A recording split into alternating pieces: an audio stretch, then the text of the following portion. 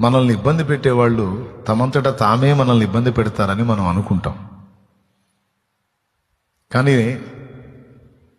దానికి రెండు కారణాలు ఉంటాయి మనల్ని ఇబ్బంది పెట్టేవాళ్ళు ఇబ్బంది పెట్టడానికి.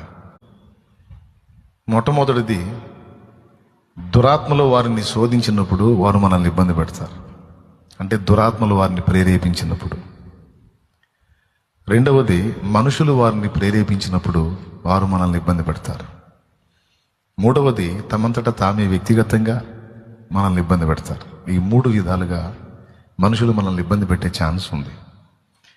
మనల్ని ఇబ్బంది పెట్టే వారిని మనం చూసినప్పుడు ప్రతిసారి వారే వ్యక్తిగతంగా ఇబ్బంది పెడుతున్నారని అనుకోకూడదు.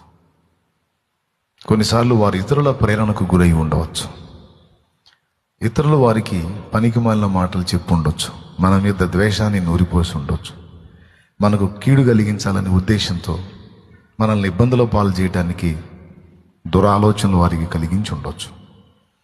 అది మన ఫ్యామిలీ మెంబర్స్ అయినా అదర్స్ అయినా.